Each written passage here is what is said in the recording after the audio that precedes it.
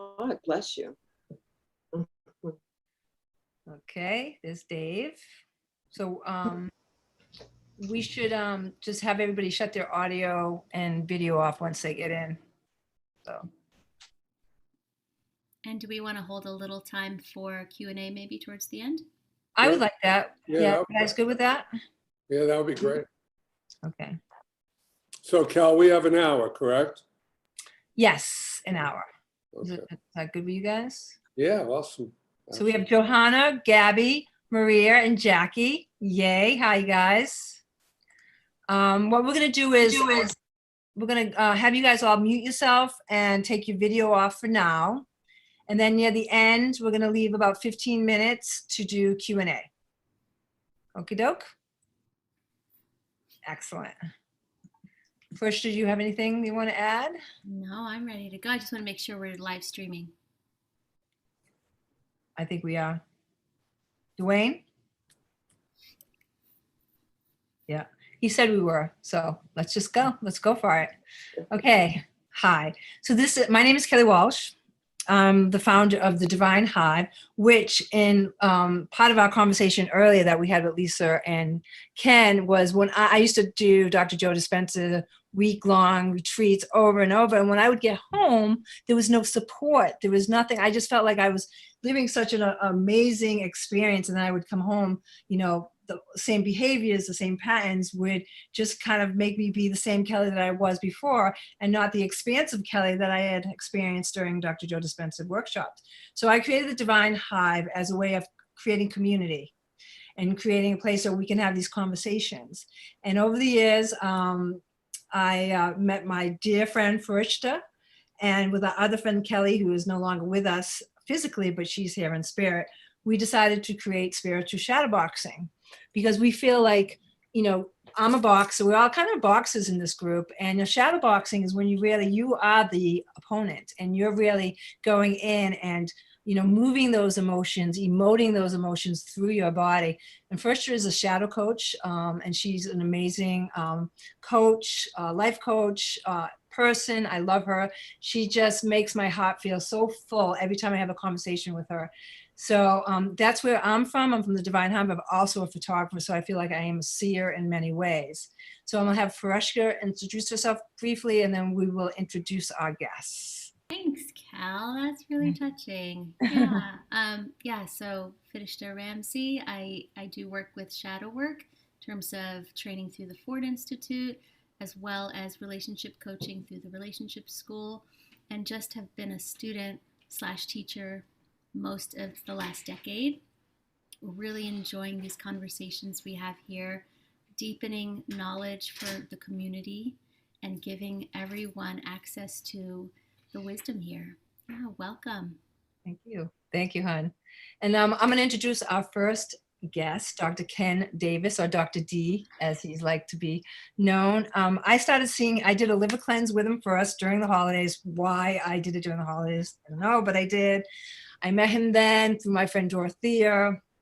And afterwards, now I've been working with him one-on-one and experiencing some of the harmonics and energy work and vibrational work that they do. So we're with him, Dr. Davis, and his wife, Lisa, who have created and co-founded Natural Force Healing.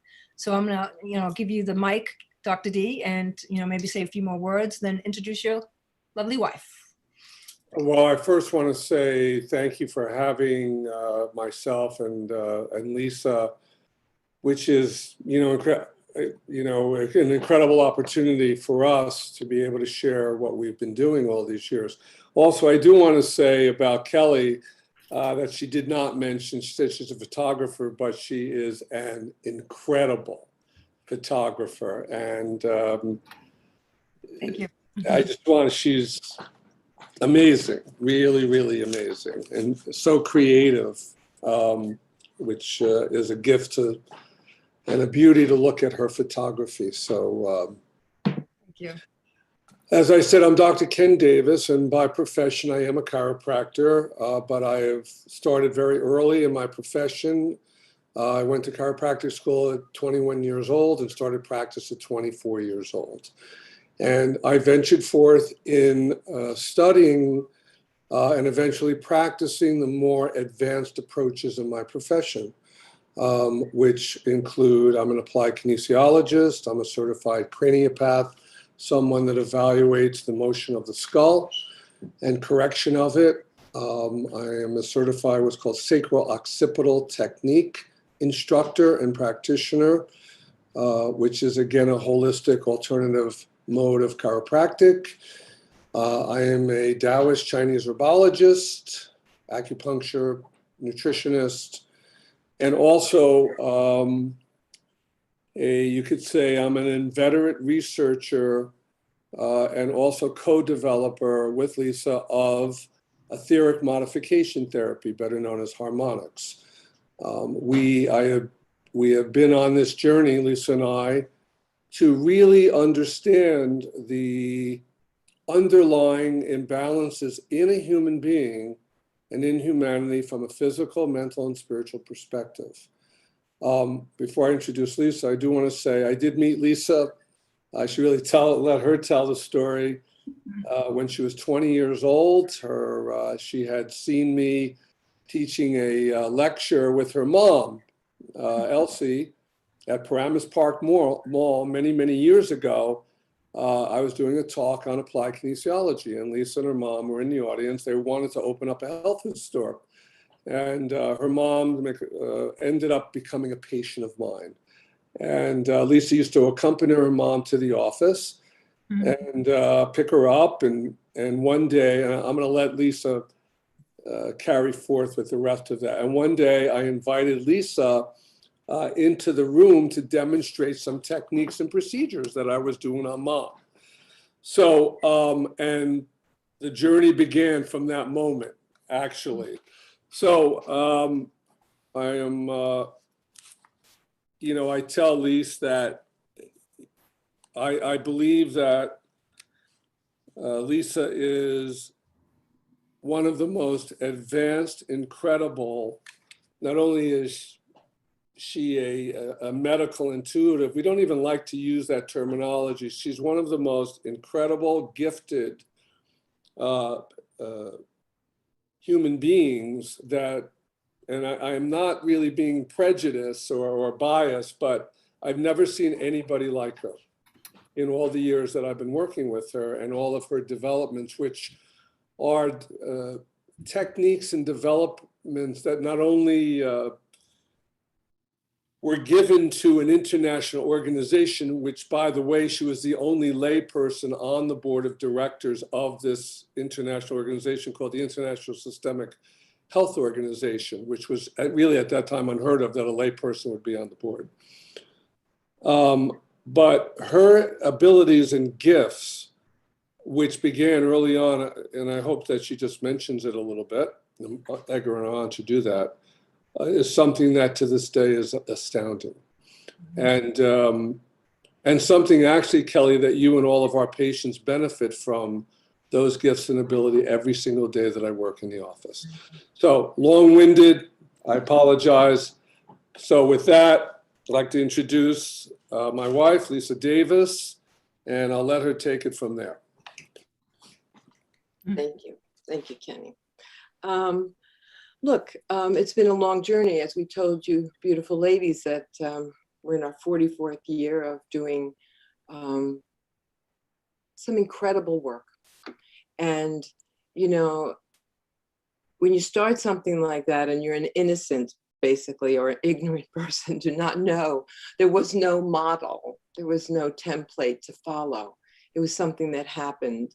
And my life and my gift that I have, I try to not say that I'm a channel or a clairvoyant or audient. I feel that I'm a mystic, and that I've been able to, for some unknown reason, be able to understand things that other people cannot, having nothing to do with my own education or knowledge. In fact, I was dyslexic as a child, severely. And so my ability to learn the same way was hampered. So I had to be more sensory, to understand, to listen better, to feel more. And that's where my gift came out of. fast forward, meeting Ken initially as a patient who needed help, who suffered from migraines, and as a young person, he was able to help me straight away with the work that he was doing all those years ago.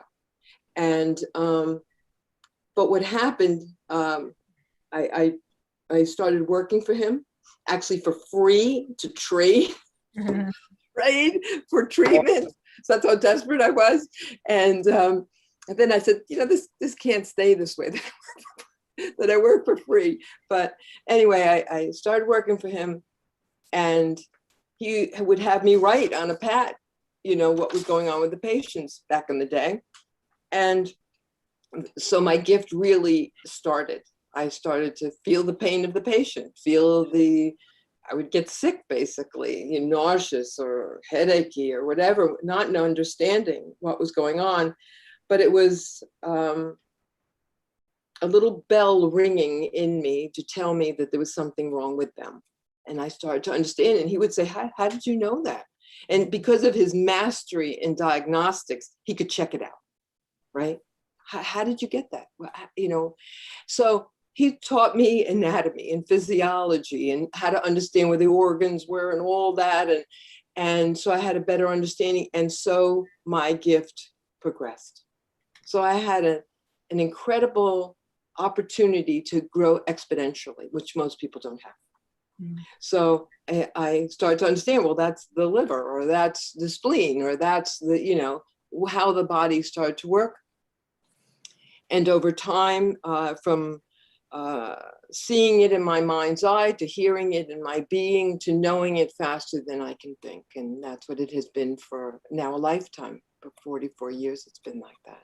But it has gone an arc. It took my life.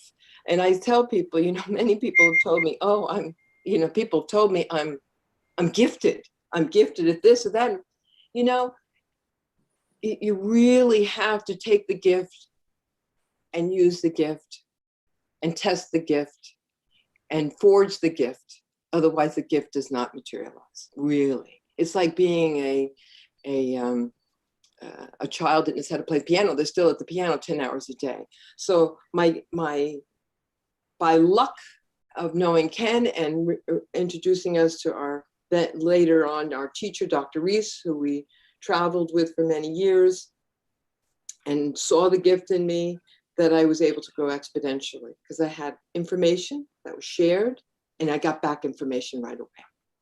So we've had quite a journey for sure. And we've developed, really, I don't even know, he would know more than I, how much we've developed in healing work at this point. So speaking about, I think what we're going to come today and speak about is the natural force healing, or you call it NFH. Maybe either throw this out to either or. How could you explain that to somebody? You know, basically, it said a little bit on your website that you work with the energetic and vibrational therapy. So maybe you can, you know, explain that a little bit for us. One of the things to understand the way we were taught. Now, mind you, I was taught by doctors about the body and also taught about order, you know, that there's order in things. And one of the things that I realized, because I was taught that way, that there had to be an amplification of energy. Energy coming from one realm into a third dimension needs to be amplified.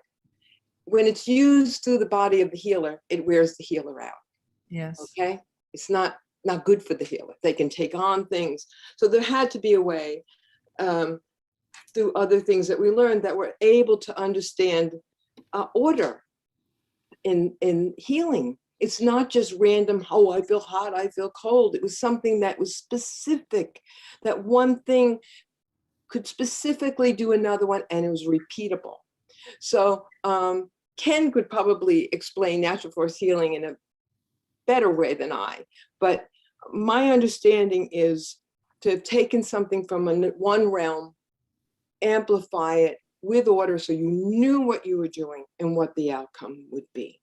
And it's a beautiful body of work that illuminates the symmetry in life. It's not by accident, right? And healing is not only in the physical body, as you already know, I'm sure. It's in the spiritual body and in the mind, but that can affect the physical body. But there is a beauty in orchestration in life that we were able to figure out that can be reproduced. Oh, thank you. That's beautiful. I mean, like it goes back to that. I kept getting that message earlier, from chaos to order. You know, when Right, it's not random. It's not just heat and energy coming through your hands. It's not, it's more specific than that. Right. Very specific, and a way that person can follow a map. It would be like you telling you, I want you to go, you know, the original pioneers, go west. Where west? You know, like, no, there's a way to get there that, and as you go, it teaches you and guides you, and you kind of have a map to follow. That was the beauty. That is the beauty of the book. Now, Dr. D, would you like to say a few things about explaining NFH a little bit more? Absolutely. Thank you. Well, first of all, as you know, Kel, as a patient, and Lisa, of course, you know, is that one of the things that was taught to us by our teacher, Dr. Reese, and the foundational element of really everything in which we did, and even up to this day, is based upon, again, this triangle or triune model of health. Of the ability to, and what Doc figured out was that, okay, we're all, see, there's a lot of, over the years, there's a lot of individuals in the holistic and alternative world, you know, chiropractors, you know, functional medicine. There was no functional medicine, you know, 44 years ago. I was doing functional medicine 44 years ago. You know, I don't say that egotistically, but what Doc taught us is that there's a triune of well-being, that each human being a spiritual being having a human experience, not a human being having a spiritual experience.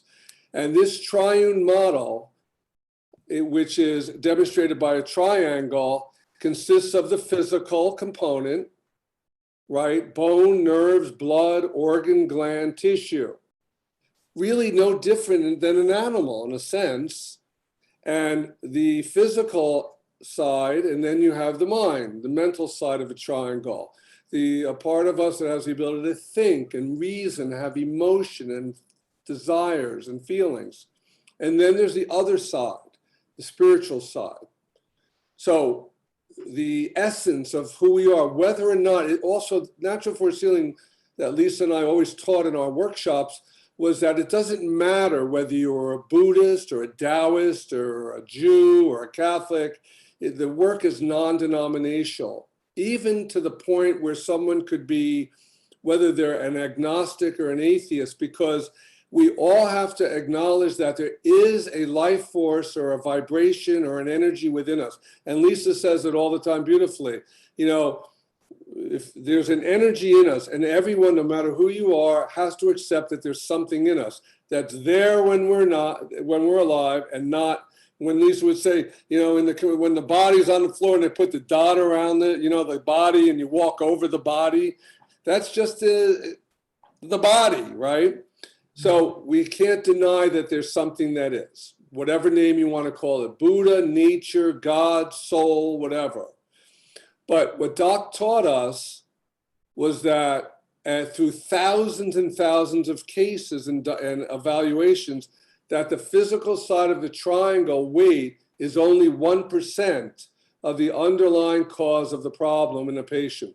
So it doesn't matter what condition or ailment or problem that a person has. Only 1% of it is coming as a cause from the physical side of the triangle. Only 1%. The mind side of them, and so the physical side, Doc would say, is the part of us that allows us to walk and move from point A to point B and move our limbs and our joints. And really, that's it. The mental side's weight is about 9% of the weight of the triangle as a causative factor. And this is in all of humanity. The spiritual side is 90% as the underlying cause in humanity's ills and breakdown.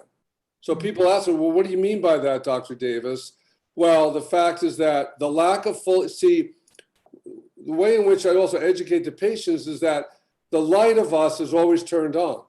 But if there's lampshades over the light, there's not a full expression of the light. I love that. Until you remove the lampshades. Now, what may be creating the lampshades could be karmic components that we come in with. It could be the fact that I had a bad experience. I know I did when I went to Hebrew school. I had bad experiences when I went to Hebrew school. Or maybe you went to Catholic school and you got yelled at by the nuns and got a little spanking with the stick that they used to use. Or maybe you had a bad experience where you had a breakup in a very serious. The point is there are factors that can create disruption in the element of that full expression as a spiritual being. And it's creating, manifesting an imbalance. And here's the most important aspect is that, so I want the audience to understand that it doesn't matter I said this before, what condition or problem a person has, that problem or condition, no matter what it is, goes back to the triune of well-being and has to be evaluated.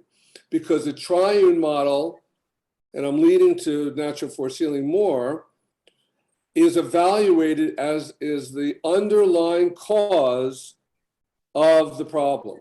And the journey in our system is to begin, because we believe that inherent as an archetype, you could call it, in each and every one of us, is a perfect blueprint of that triune of body, mind, and spirit, layered over by distortions of life, spiritual traumas, emotional, chemical, environmental, physical, because as a human being that we are, since the time of the caveman, it's all about the response to stress, the fight or flight response. Yeah, exactly. And it's about the stressor being able to be, okay, we have a stress. Can I adapt to the stress that's happening? Two, can I recover from it and continue the journey of life? And if I can't, then that stressor gets recorded as a layer around the core blueprint. And that layer can be affecting organ function, energy flow, energy centers, meridians, structure, emotion, soft tissue, connective tissue, doesn't matter. So also what we teach is, and I teach all my students, and no matter what type of healing work you do, your healing work is not just about getting the patient out of pain. It's about the work you're doing, turning their attention inward instead of out on their pain, back so the patient understands who and what I really am. So natural force healing is also a system of self-realization. The work gets a person to turn their attention inward to realize, I'm not just my body. I'm not just my emotions. I'm this immortal spiritual being expressing itself through a physical body and through a mind that has thought and emotion. So natural force healing also, Lisa, was developed because when I worked with Lisa all those years, I didn't have to think. My gift is not the same as Lisa's gift. My gift is to be able to diagnostic, as you said, but also be the vehicle to amplify the energy and bring it through. So when we work or go into a room together with a patient, she would, boom, tell me exactly what was wrong. So I would go and do my thing. So the point is, when Lisa got pregnant and was going to have our son, Austin, she left the office. And I freaked out. You can't leave the office? What am I going to do? So what Lisa did is she got information, and also natural force healing became a component of that would allow me to evaluate a human being as fast as she did through her gifts and abilities. And that began the process of the work. So natural force healing is comprised of 12 what we call force levels, specific spiritual energies under God, very specific. But as Lisa said, also, as an energy enters into our realm of in the third dimension, as she said, it needs a way to be amplified.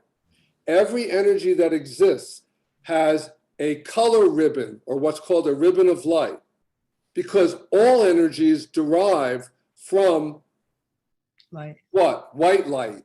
Yeah. Now, when you pass white light through a spectrum, you get 7 primary colors. Yeah. But there can be elements of each of those colors that formulates the ribbon for each particular energy. There's billions beyond number of energies in the universe. And as Lisa said, positive and negative.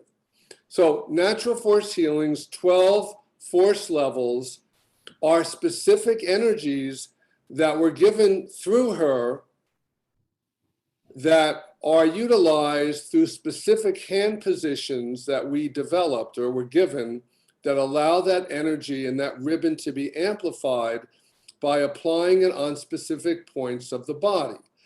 These levels also, certain energies work to bring, when there's distortion, let's say in the physical side of the triangle that we're able to evaluate through diagnostic tests that Lisa developed, those levels are evaluated through very specific screening reflexes that we develop to determine which of those levels are needed on the patient for that treatment. So for example, if a patient came in and we tested them and they were in the physical side as the priority, we would test them for levels 1, 2, 3, and 4.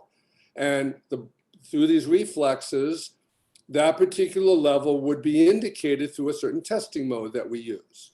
Mm-hmm. And for example, level 1, if that was indicated, see, when we're in fight or flight, for example, the dura, the meningeal covering around the brain and the spinal cord that has anchor attachments, hold patterns of chemical and emotional stressors that we do not recover from, keeping us in a fight or flight response.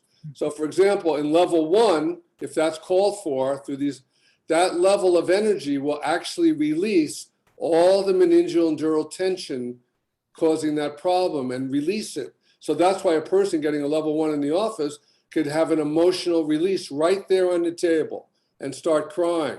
Yeah. Level 2 in natural force healing that may be called for in the body angle deals with karmic issues, present life and past life.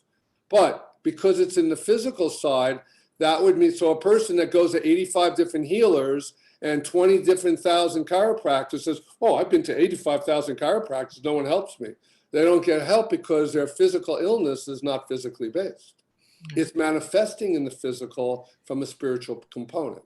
So level 2, if it was indicated, would be able to, so each particular level that was given. Also, when Lisa developed the work, levels of energies that were given by grace were not, it wasn't one after the next. Those energies, the powers that be, I had to work with those energies for months until I mastered an understanding of what that energy did, until the powers that be, so the guides as we call them, said, okay, Ken Davis, you're ready for the next level. And they would give it to Lisa. I actually have a question for Lisa, because you've been mentioning a lot about, like, Lisa, how do you don't like to be called a channel, but, both of you have mentioned, that you work with guides, you work with the powers that be, and you're receiving this information, and the two of you are working together to kind of, make it specific for these levels that you're talking about. Can you explain to us what happens? Like, do you see it? Do you feel it? Do you write it down? Like, there's like, I'd like to know a little bit more about your process. It could be any of those ways, but generally, it's very hard to explain to a person in a way because I can't explain it because it's beyond me and it's not from me, So I'll give you an example. I'll get information and it could be on a gamut of things. It could be an invention. It could be something else. It could be on a technique. And I'll get a little bit of information. You never get all the information. You get a little bit. and then I'm directed towards something else, obscure word or something that's related to that thing. Like, how the heck did that come up? Like this thing that puts these two things together, but then I have to figure it out. I see. You gotta Google the information once in a while. Absolutely. Words that I think, is that a word? Yeah. You know, is that real? And then it comes up, I'm thinking, oh my God, that's exactly related to this other thing, right? So that's how it's always been for me, right? And it could be when I was younger, it was very persistent. Or it would not stop, and I didn't necessarily have control over it. We're talking long time ago. Right. And it was annoying. I thought there was something very wrong. I sought help. I went to my mother, Mom, something wrong. Made me go to a priest for a year, which was, to help me, because I thought, what is going on? Mind you, none of this existed. There was none of this. Well, you two are pioneers. Happening. Right. So he helped me because some of it was actually biblical at the time, and I was not a religious person like that. So, mind you, I had to grow to meet and match the gift. That's a wonderful way. And that took me many years. And it was uncomfortable. And there was a point in my life, in my career, after we were traveling around the world, and my teacher, based on my information, a group of doctors traveled everywhere, went one way around the earth and came around the other. And he said something to me to provoke something in me to change, but it annoyed me. And he said to me, and now I think about it, and he said, you got to do this. And I said, I'm tired. I don't want to do this. We just went on some 18-hour flight from India to wherever we were going. And he says, you have to, because you're my slave. He said it to make me wake up. And I said, I am no one's slave. How dare you? I wanted to get on a plane and go home, see my family more than you could imagine. And he calls me in my hotel room and he goes, I want you to come down and we'll have an ice cream. And I thought, okay, before I leave, I'll talk to you. So he goes down, he gives me an ice cream. And we were in the Canary Islands, which were as dry and as hot as you could imagine. And he gives me this ice cream and it was melting. And he goes, took you long enough. But he told me, that's funny. Took you long enough to wake up. And at that point, my gift did not run my life anymore. Wonderful. It did not. Such an important... and he says, I will never ask you again. You will be, so our relationship was elevated at that point because I would give him information based on me wanting to give him information, not because I was in just this automaton at the time. I had to grow into it. Like anything, you have to grow into it. You have to be tested. You have to nurture it, and you have to be forged into it. And I use that metaphor all the time. If you take metal and you put it into the cauldron and it melts it, right? And then you take it out and you form it, bang, bang, bang, bang, bang, and you fold the metal. Then you put it in cold water and you do it again and again, perhaps thousands of times, to shape something that it takes the time to shape. It does not happen. Yeah. It's the alchemy. It's the alchemy, right? And it does not happen without that, honestly. So a person has to go through levels of thinking it's possible, maybe it's not possible, going through this testing and reading, learning, pushing the envelope, waiting, watching, observing. The whole process initially was sort of agonizing. And, but, as you get older, it's different now that I'm going to be 64. I realize that it's different. I would have thought it might have been more different at this point, but the messages come the same. Excellent. As we grow as in humanity, and so does the opportunity to have something to help humanity. And that's how it is.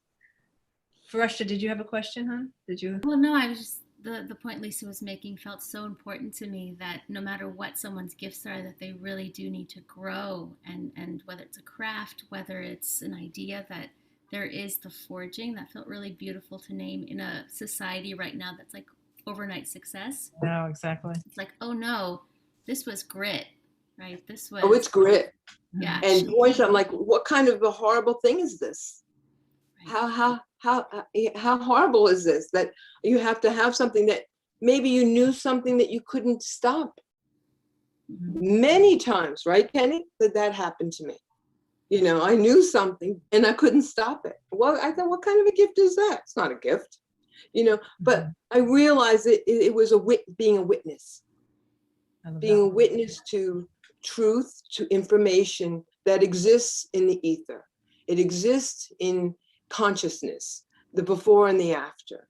And so the only thing's different about me is that there's a part of me, not all of me, that resonates that way. That's good. Mm. Woo! Damn, this is. Yeah, I just want to add one little piece of that that Lisa used to say all the time, which is, first of all, I do want to say in the element, as you know, Kelly, as a patient, you know, first of all, one of the assessment tools in which Lisa and I use for many, which I still utilize to some degree, is the ability to use what's called arm mentoring or surrogate testing. Oh yeah, that's cool. And surrogate testing, first of all, was a lifesaver to me when I saw my teacher, Dr. Reese, demonstrating it. For the audience listening in, a surrogate is utilizing another person, or what's called one mind removed. Why? Because the doctor's educated mind can interfere with the knowledge base that's there in assessing the reading or the information that's going on in relationship to the health of the patient. So also, before I was ventured forth into the vibration, the energetic work, you know, and being an applied kinesiologist, muscle testing 40 to 50 people a day was pretty tiring. Also, there's what's called, as I mentioned, operator prejudice, and patients will tend to recruit muscles when you test them because no one wants to be weak.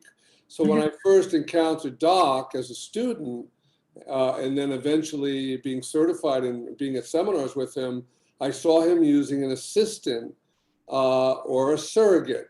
Now, one of the things that Doc taught me and taught us, the inner group, he said, the subconscious mind is the greatest physician in the whole world because it records every scrap of information ever recorded on the patient. If you have a methodology or an assessment tool that can access it.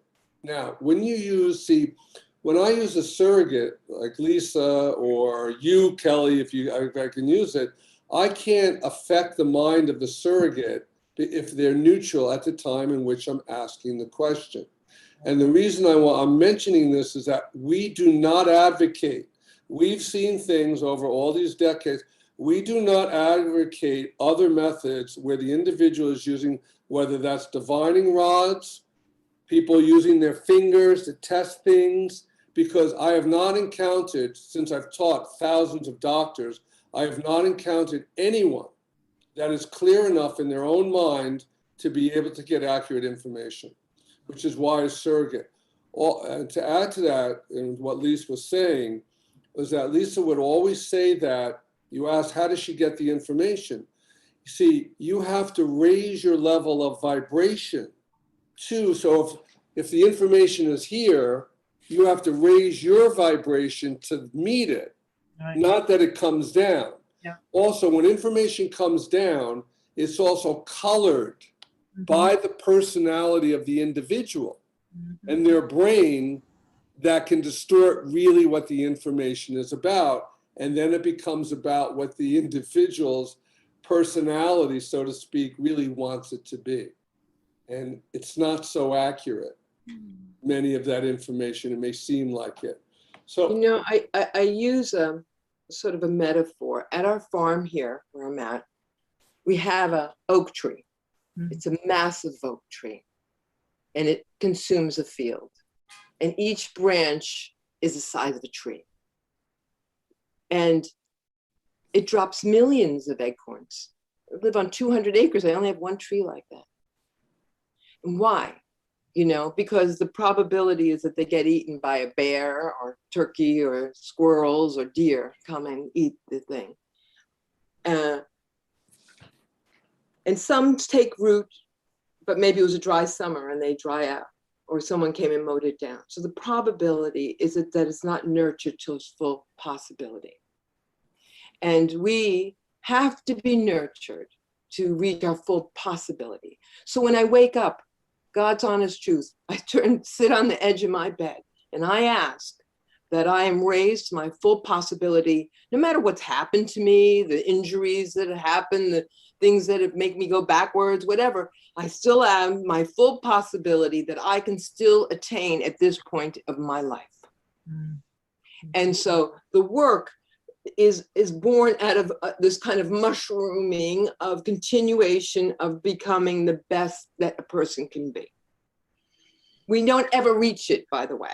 So it's always evolving. So the work evolves. It worked, right, Kenny? Evolved like that. He got some technique and then it evolved on, oh, okay, they're getting it. They're able, they can get it. They can resonate that way. So it's not done. Yeah.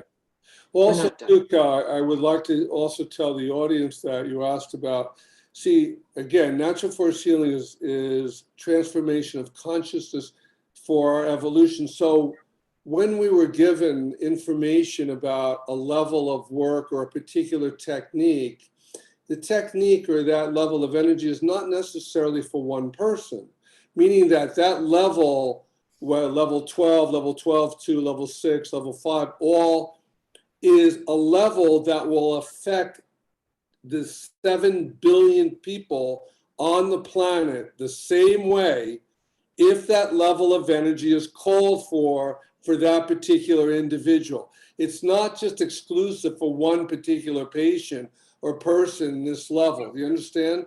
I do. You know, it creates a shift in the consciousness of that person, but everybody needing that particular level of work. So also, just a little bit of history, as Lisa's gifts began to unfold, I would be, you know, she would be getting information and she would say, go grab a piece of paper. Grab a piece of paper, write this down. And she'd give me information. Now, in those days, Doc was alive. So Doc, the thing about Doc, he always, no matter how busy he was, he always came to the phone. That's why, you know, I call a doctor's office and they said, and the secretary says, oh, Dr. Jones is with a patient. Well, I hope he's with a patient. You know, that's where he should be. Come to the phone and talk to me. We're all busy. I always come to the phone. The point is that we would get information on things that were, as she said, unbelievable. And I would call Doc on the phone, and Doc had 3 surrogates, Angie Rowe being the one who was with him for 50 years. Doc would get on the phone and he would check the information through his ability to test. And he'd say, Kenny, in his drawl, he says, that's right information, send me that information. Mm-hmm. Or he'd say, no, you don't have it all, keep working on it. And we did. So when we got information, he always checked it. And then he would distribute it, as Lisa said before, to groups, or he had study groups that tested information all throughout the Midwest. So hundreds and hundreds of people were testing this information that Lisa was getting, disseminated to Dr. Reese and then to the groups, as well as then it unfolded and went to the Germans and the Australians and the Japanese and the French, and all of those would begin to do the work, all based upon the information that Lisa was getting. So, you know, we only have, you know, I do want to open up for some Q&A, but I do want to ask Lisa about her elemental life journey coaching. We kind of touched upon that a little bit before we went live, and how I think it's such a great synergy with the physical work, because I know from personal experience being on the table and having some really deep rooted emotions come out, and then, you know, having an ability or a community to be able to share and have coaching as I was experiencing those emotions, those traumas from my past. I actually, like he said, when I was on the table and he was working, I actually felt those emotions like I was there again. So maybe Lisa, can you touch upon this elementary life journey coaching that I read a little bit about? Sure. Again, as we spoke before, working with Ken for so many years on really tens of thousands of patients during our career, I realized that there was something missing in the aspect when the person went home. When they went home and they were by themselves.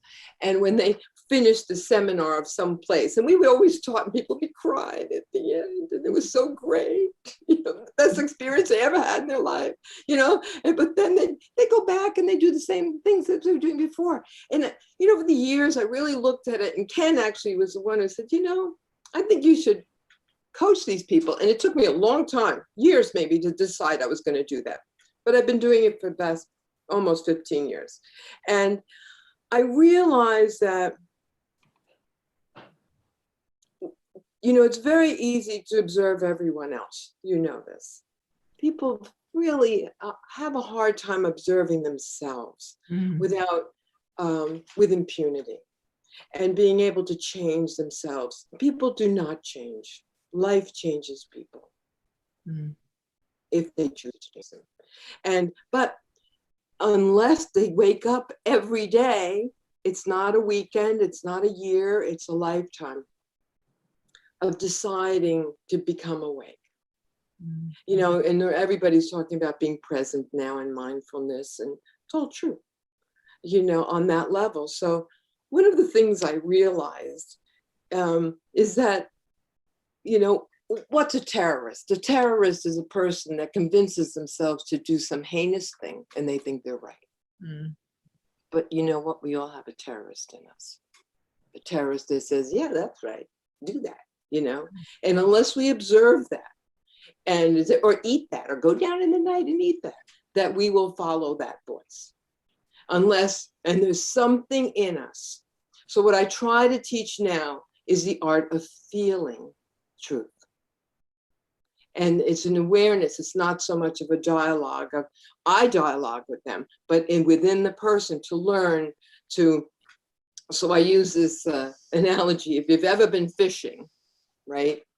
And you put the bait on the thing, cast it out, and you're holding your rod, nothing's happening. You don't see where that bait goes in that water, right? And you're hoping you'll catch a fish, and all of a sudden, buzz, and you feel the pull. You don't see the fish, but you feel, I got it, right? I got it. And in that moment, that's how consciousness speaks to you. It's this moment of realization that that's truth. This other thing is not. Wow. It's not, and the dialogue of, why I should, or they think, or why is not real. That part that, is the terrorist that decides, because of the fear of what other people think, or the desire that a person has, or whatever, they'll fill that thing and make that thing fit, right? But this other thing, the art of feeling, yes, no, it's right, I don't want to use the word wrong, but this is the art of learning to move towards something or away. Not right for me, not going to do it. And everybody may be running that way. You know what? I'm not. Or I be maybe the only one running that way. So it's the art of feeling this thing that is spontaneous, that happens, and that all people have the capacity to learn. I love it. We're just not nurtured in this way.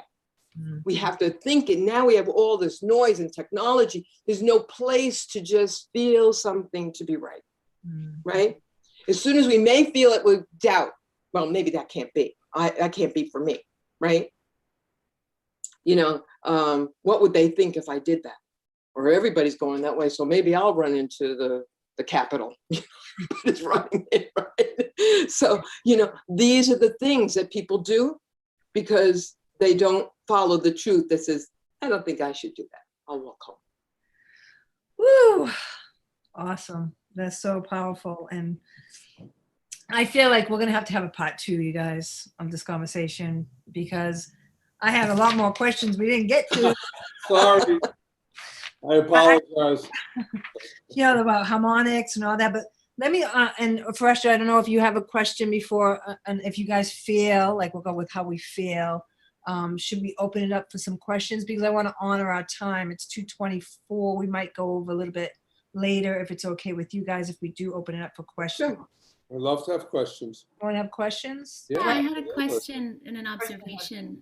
Working with so many empaths, being one myself, and noticing just even what you were discussing with the triangle, Yes. and how so many empaths tend to either gain weight or have physical padding of some kind because they're so sensitive. I'm curious, hearing the spiritual being 90% and the mental, emotional being 9%, the physical only being 1%. What is a possibility for empaths in terms of, is it expanding their auric field? Is it work they need to do emotionally? Or is it just different for each one? I think that people have to go through that doorway to learn that, oh, that did not feel right? That to honor who you're working with and honor yourself so much that now Ken and I, we could work on 100 people and feel the same at the end, honestly, because we didn't absorb it. It's not from us. We've learned to have something pass through us and become amplified. That's the basis of the whole gift. It's allowed to come through, amplified, not by my person. So with people who are empaths, they use themselves. They use that crystalline structure within themselves and amplify, and then they will it. I have to have this happen. And you know what? You don't have a say about whether it happens or not. So you have to remove your ego and remove that desire to have the outcome that you want to not be empathic. That has a lot to do with it. There's a Buddhist story where the disciple goes to the Buddhist master. He says, "Master, I want to become enlightened." He says, "You want to become enlightened?" So he's at the ashram and he takes the disciple by the hand and he walks him over to the big pond in the monastery. And he says, he takes the stone and he puts it in the disciple's hand. And he has the disciple throw the stone into the water. And the master says to the disciple, "Okay, when you throw the stone into the water, tell me what's going to happen." The master says to the disciple. The disciple says, "Well, master, the water's going to ripple." He says, "That's correct. When you can throw the stone in the water and turn the other way and know the water's going to ripple, you're enlightened." See, we want to see the results.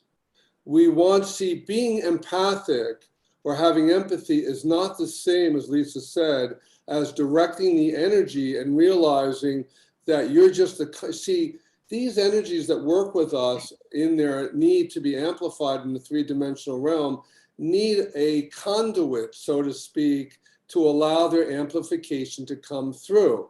The problem also, this is not a judgment in a sense, is that most healers, and many of them, really in a way are very insecure about the process in which they're utilizing it. Why? Because first of all, in my experience, they're not getting taught properly and they don't have proper background of the information to the technique in which they're using. When I teach a course, for example, Natural Force Healing, my background, all that I learned, it takes me 2 days just to give them background of 24 hours just to understand how to access where the energy comes from. So you have to learn, as Lisa said, to realize I'm just the instrument and the outcome is not up to me. It is not up. Now, granted, there are human beings, spiritual humans, that are sensitive, as Lisa says, and that may be more gifted in a way, but they still see an empath. Also, there's what's called what's called an empath and also what's called a proxy. And they're two different things. So an empath is the person that has a big antenna dish or sponge on the top of their head. And they're taking everybody's stuff in and they feel like crap and everybody around them feels great. The proxy, which means that to stand in for, is the one that actually proxies the condition or the health or the problem of the individual that they're taking care of or they are trying to help, where their body becomes the person that they're trying to help's body. It's very old, by the way, it's very common in parents who have children that are sick or in the hospital or ill. The parents want so much for the healing or the welfare or well-being of the child that their body becomes the child's body. And then they get sick. And they're what's called also energy vampires. They take their energy and whatever. So it's really a question of throwing the stone, as Lisa said. Just one thing I just want to mention. The beauty of natural force healing is it removes that component.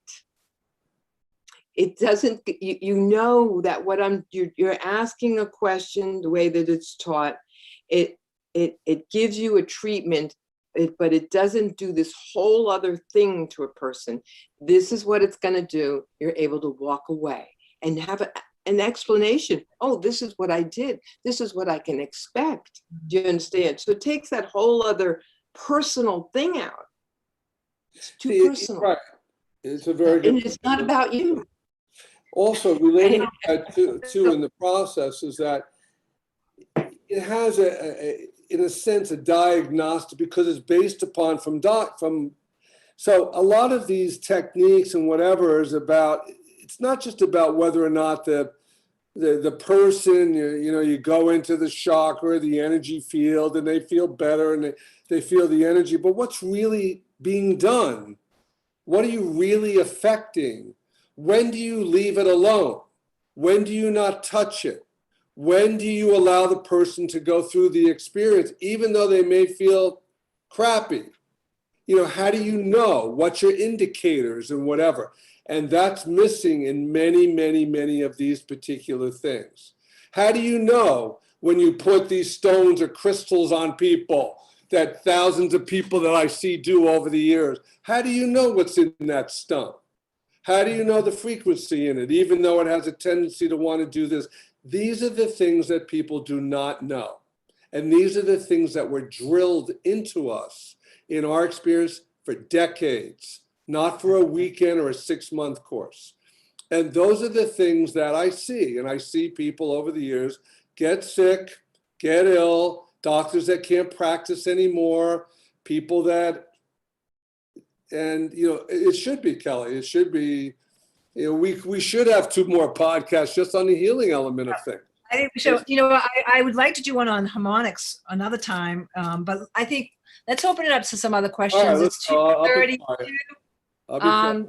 My chat is disabled, Freshta, so I don't know. I don't understand why it's not working, but maybe we can, like, people that are watching right now, if they want to put their videos on, but keep the audio muted. And then if anybody has a question, they can just raise their hand and we can see you.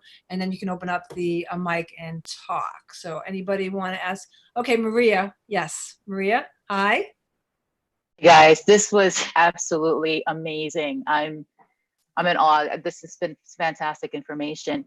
I have a question, and you probably, from the way you've explained things, have gotten past that, I guess, a little bit. But how did you handle your own feelings about someone who came in and you saw something in them, some kind of an illness that could have impacted their life that there might not be a solution for? It could lead to possibly death or even, something along those lines. How did you handle those situations when you came upon it? We handle it all the time, every day. And for years, oddly, Kenny can expound on it, but there was years that we just had AIDS people back in the 80s, or just cancer people, or just people dying of a heart attack. We have been asked to come to many deathbeds in hospitals.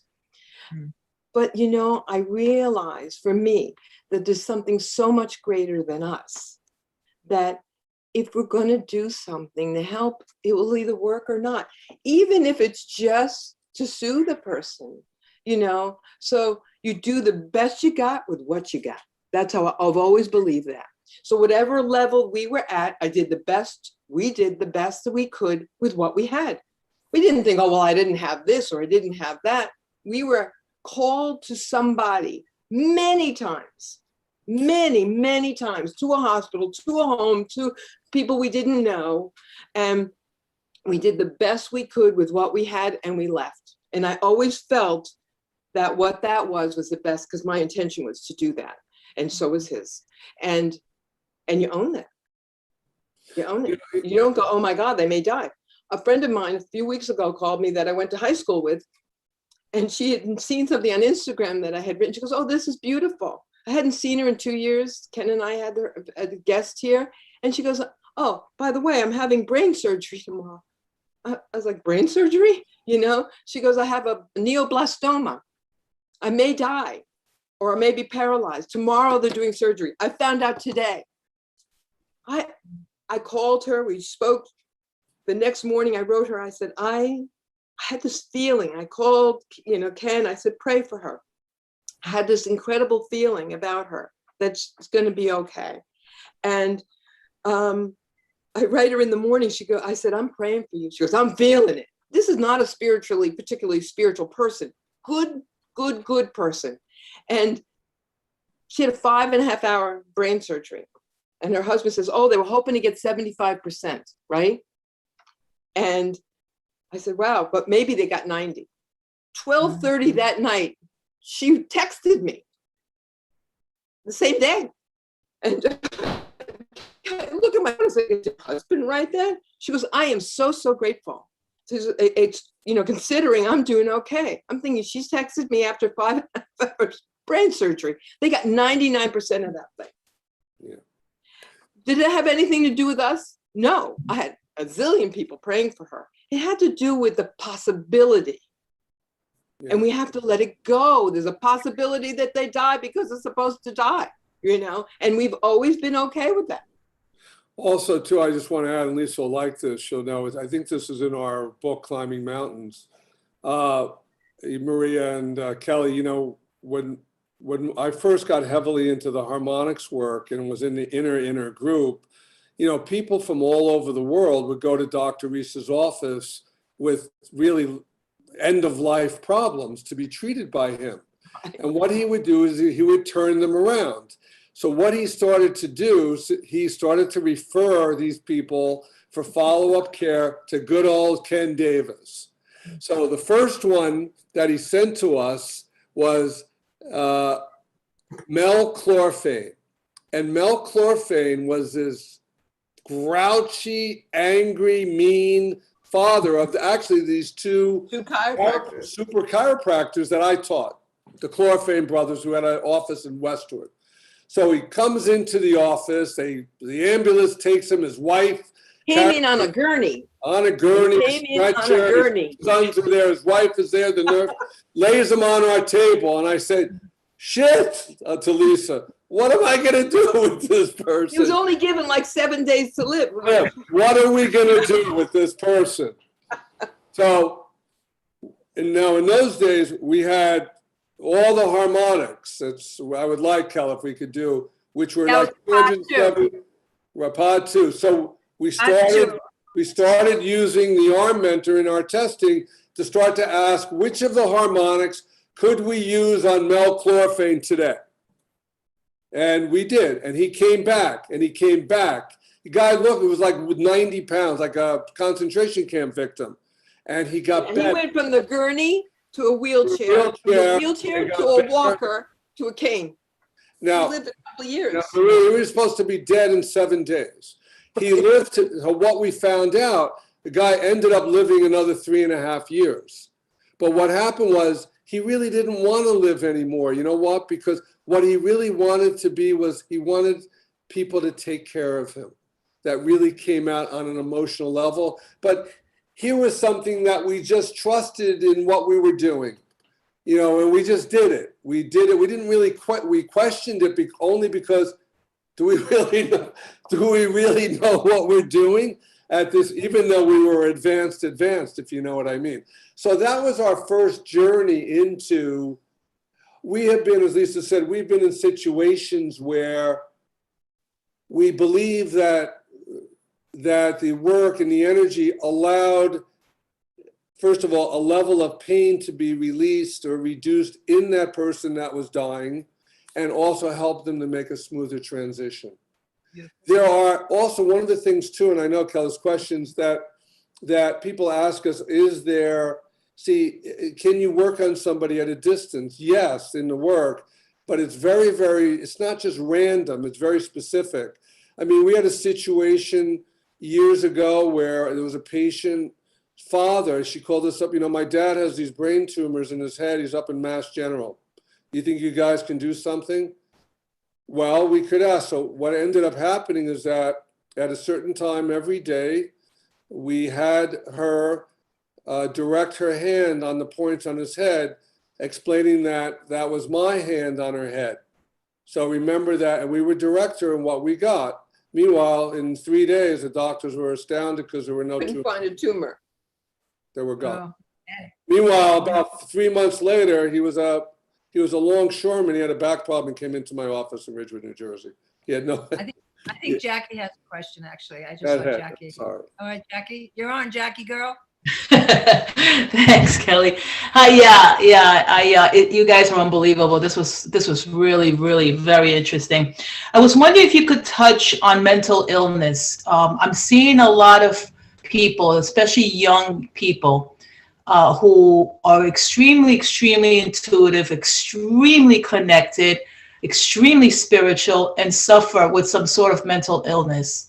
And they understand what is going on. They try to take care of it, but they feel that the medical community has it's not what is working for them. And I'm seeing this more in the generation now of 24 to 30, 24 to 29. And I was wondering if you guys could touch on that, and would this procedure help them, or how does that? What do you think? You want to answer that, Lisa? I'm going to answer that. You want to go first? Yeah. First thing, in all the years that we've worked on people, you know that there's been a big change in young people, where they're much sicker than they were before, right, Kenny? I mean, they were not. The things that you see now, you didn't see before. And people are very influenced right now with technology. There's no denying that the influence of the amount of EMFs and the amount of information and technology that doesn't end, and a non-quiet mind, and we're not taught how to be that. And we're also influenced by negative energies that do exist, that there are things that make us more vulnerable to these things. And you can expound on that, Kenny. It's a good point. So, Jackie, see, again, as I mentioned, as the years and the decades increased, and as I was mentioning, is that as we began to see shifts and changes in humanity, as I mentioned, the information and the techniques and procedures that were given to address what was happening in humanity. You follow what I mean? So, for example, there are factors that affect a lot of people, young people, that have to do with electromagnetic disturbance and its effect on brain function. But so in the way our system has been developed, as these new techniques and procedures and energies come through, there's a testing mode that we utilize that, so a patient, and says, okay, I have these mental and emotional challenges, the information has been formulated in a system that can identify, okay, this mental illness is coming from electromagnetic, a spiritual dis-ease. It's coming from a trauma that individual had in utero. It's coming from what's called a clovis, which is a type of negative generational energy that's passed through the generations that can lead to mental illness. It's kind of like what's called in homeopathy, what's called a miasm. Do you know anyone know what a miasm is? See, a miasm was founded, for example, which is something we check also. A miasm is something that Samuel Hahnemann, the founder of homeopathy, miasms are linked to primarily individuals generations ago that either were exposed or had syphilis, gonorrhea, or what's called scabies. And these affect the defense mechanism in a human being. And it creates a weakness. And that weakness can transcend through the generations creating physical illness, cancer, neurological problems, mental illness. So these factors in mental illness can have varying components as the underlying cause. Now, granted, as I said, Jack, all of the things do still, so if that person with mental illness came into the office, they would be tested. They would have even a disturbance in body, in mind, or spirit. And as they're treated, as that layers get unfolded, see, you can have, patients have asked us through the years, hey, Dr. D, how many layers do I have? We're not privy to that information. But the point is, there can be multiple, so a person can have 10 layers of distortion, all something that altered the mental side of the triangle. So 10 visits could be all to deal with different levels that altered the mind. You follow what I'm saying?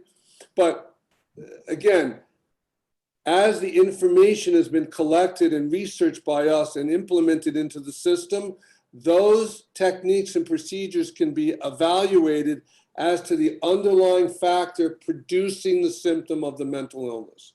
But I agree with Lisa. There are techniques we developed called, for example, mind serpents. Mind serpent is like it's like having a can of worms that infiltrate not only the brain of the person, but the subtle bodies of thought and emotion. A person has a mind serpent, they cannot turn their mind off. And there's a way through the work you can clear that out. There's prenatal trauma, there's mental trauma, there's many, many factors in the work that are implemented to help clear that stuff out. Also, it can ascertain whether or not that mental illness is due more to a biochemical problem in the body tied or an organ, a visceral organ dysfunction.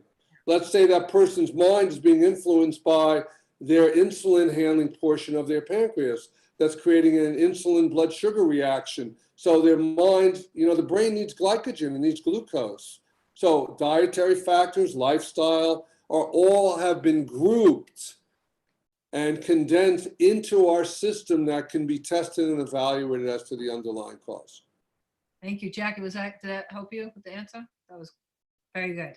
No, that was fantastic. I appreciate that. It just a little tap to that. But why is it that it seems like a lot of spiritual people are affected? Are they more sensitive, like Freshta said, earlier? Are they more empath to these? I think all people are affected. I think everybody is. I mean, all people are affected by it right now. I think there's a tremendous amount of mental illness that's going on. We're infiltrated we're not taught, we're not protected, we don't ask for protection. Jackie, I'm sorry, Liz, I don't mean to interrupt you, but I was just going to explain what you just, 48 hours ago, see, Lisa and I always talk in the morning. And a lot of times in the morning, she gets information. And this has been over 40 something years. So, and that's what's so incredible. So the other day, she says, Ken, I got info, and it was what she was saying earlier. You know what, I heard this thing in my head and I went and looked up on the encyclopedia. And so meanwhile, she gives me a whole system that people, psychological states are caused by collective accumulated levels of aspartame poisoning that alters brain function. Now, every single one of us has eaten food and other things through our life containing aspartame poisoning. So she gave me this whole technique and system to be able to evaluate a patient in my office that day to determine whether or not their psychological...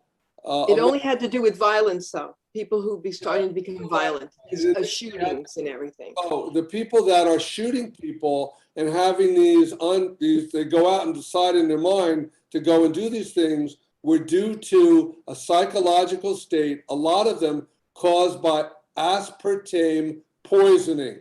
So if you look up what aspartame causes all these psychological conditions in people. She didn't know that violence. So unique about what she does.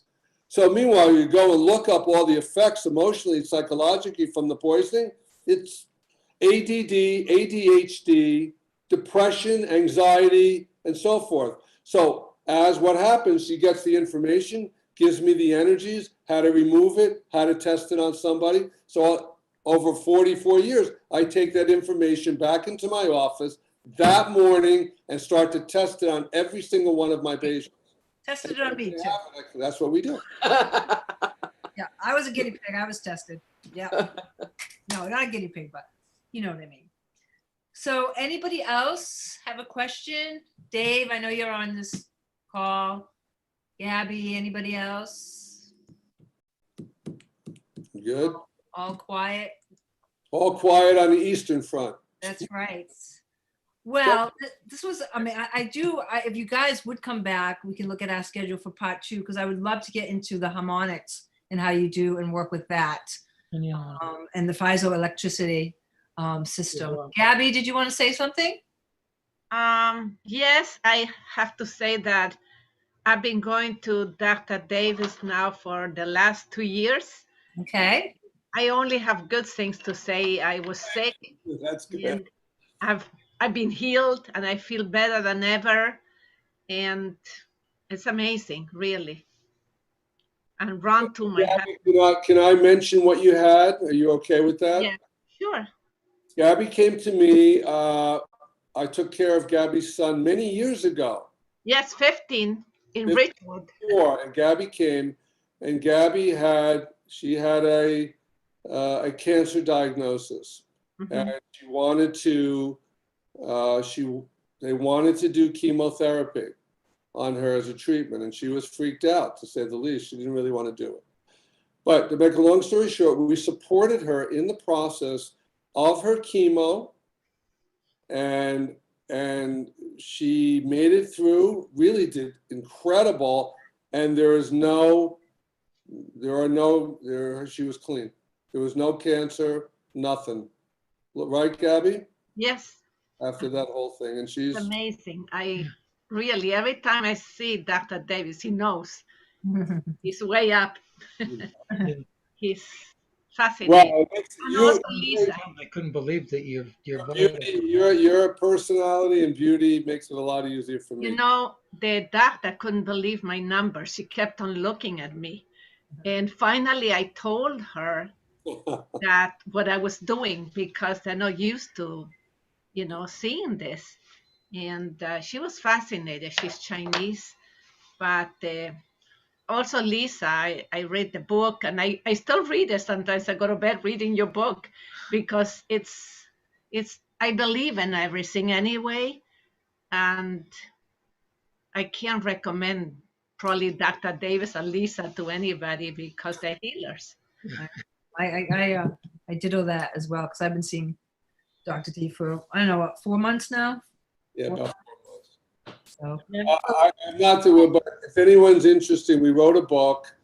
It's a paperback. It's about 143 pages. It really features a lot of the work, but also Lisa's very engaging in the book, in the process of things that she recommends. You can get it on Kindle. It's Climbing. $13.95, I think, on that. It's called Climbing Mountains: Journey with a Healer and a Mystic. Well, Frisch, did you have anything to say before? I'm glad you could stay, because I know you have a very. Wait, Kelly. Yes. Yeah, I'd like to say something. It's Johanna. Hi, Johanna. Please do. Are we all good with the time? Yes, for now. Yeah, I'm fine. Okay. You could take me off, and I could be on the video too. But anyway, well, I actually have not been a patient, but I've sent plenty of people. You've just been supporting everybody. Yeah, I'm like the conduit. You are the conduit. And I too have also gone on a journey where I've had to learn how to, I feel it all. So how did I, become strong enough to not take it into my body, to take it in and then let it go, because you get so exhausted. So I was just actually wondering, if there were any strategies or techniques you might suggest to those of us who feel what we feel and then what others feel, that might help us to step up. Again, it's a vibration. So, like if you're not tapping into that vibration, it's like it's passing through you. You're not holding on to it. It helps. But is there anything that you did early in your career that helped you to get to a point where you didn't hold on to what the experience you just had was, so you could help more people? You have to help yourself first. This is right. Your initial growth has to be you, has to be the observer of you. Otherwise, you keep getting hit, ba-boom, ba-boom, ba-boom. You'll be hit for the rest of your life like that. The healer, it's the story of the healer. They get beat up, Right. and it's not the way that it's supposed to be. So you have to elevate. And that's what did I say before? I said, when I put my feet on the ground in the morning, I pray a lot. I ask to be elevated, to be my full possibility. Me, not my gift, myself. Not that I have to give it to somebody. I have to become something. And who do I have to become? What do I have to do that before I take care of another person? With the thousands and thousands of people that Ken's taking care of, I don't place my hands on the person to heal them. That's not my job. It wasn't my gift, right? Mm-hmm. I'm a receiver. And I was really aware of what it is I can do and what I should not do, where I should not go. And that's the ego that gets involved, that thinks, I'm sensitive, I'm a healer. You may not be, and no one's going to tell you that. It's a matter of deciding. So that's why we develop tools to help people soften that area so they wouldn't get hurt, wouldn't get burned, because you will, right? So it allows you to grow in a way with a shield, sort of, so that you are walking, learning, protected. You have to be protected. Right. You have no idea what you are influenced by. We're like a grain of sand on all the beaches and the oceans. So we don't understand. As we grow, so does the opponent. You're never beyond that point of being tested and having something try to influence you or take your energy. So you have to grow to be able to be sensitive to that. It's a real art of learning that and removal of your ego. Also, I want to add to Lisa, see, the reason, Johanna, too, that in the book Climbing Mountains, it took me like 35 years to write, because I didn't want the book to be what everybody else was saying, as Lisa knows. In that book, for everybody, to answer it from a technique perspective, the element of what's called protocol, the ability to have a private ceremony with the energies. And then there's what's called daily grounding in that book too, as well as the self-healing techniques that are given. If one practices and goes and does those techniques of what I wrote based upon my own, for every day for the last 44 years, I do protocol twice a day. I do it before I go into my office to take care of patients, and I do it at the end of the night before I go to bed, and I do it before I start, if I have a break, before I start, so to speak, afternoon patients. So and you may even do it in between if you feel influenced, if you feel something, I designed it and wrote it into that book. So if you practice protocol every day or ask, the point of protocol was that you cannot, as Lisa said earlier, energy is specific in the universe. It's not random. There's a protocol. She mentioned right at the beginning of the talk today that there's a hierarchy in the universe, and there are energies that are higher than others. So you can't just say, okay, give me the energy, put my hands, give me the symbol, say the symbol, put my hands over the no, because also, that's why, Kelly, there is a period, real quick, when Lisa's gifts became apparent in our first office in Ridgewood. That's when she had the most incredible mystical experience. And I was the scribe, and every night after the last patient, she would get a headache and go down and lie on the table, and she would be out. And these energies that we know as a protocol would come through her, and I would have to write what they were saying. And I had to hold her body and write with my right hand. They would not let me record it. And I wrote and wrote and wrote. She had no knowledge of what was happening. And every morning I would get up at 6 o'clock in the morning and go and write the information. The point I want to make is that, as Lisa said, there's duality in the universe, and there's positive and negatives do exist. But you know what? Negative energy freaking feels good. And I learned how to tell that. That's why no one can, so to speak, get past me in the ability to know the difference between what's good and what's not. And in that office, this little office that we had when she was out for 2 hours every day for months and months and months, I learned that these energies, when they would come in and come through, I knew immediately. I knew in a tone in which they would speak. I would know the difference between what was good and what was not good. And this is something that people never learn, never. And that's why when I teach my students and even patients, I teach them that you have to first understand the difference between what's, so to speak, positive and what's not. And there is a way to know. So the elements are vital in the element, especially that people that are caretakers and caregivers or so-called healers or practitioners or whatever have to first learn it, especially whether you're working over the body or whether you're working on the body or whatever, because you're gonna, also that's one of the reasons why you're a perfect example. And Gabby, you know that, do you ever really see me ever tired in the office at 4 o'clock in the afternoon? No. Never. Because the energy doesn't come from me. The energy comes through me. So that. This is really juicy stuff, and we're about a half hour over, and I have to go. Yeah. So yeah. it's be abrupt, but I know there's so much more to talk about, and this is my Zoom line too, so I gotta. Okay.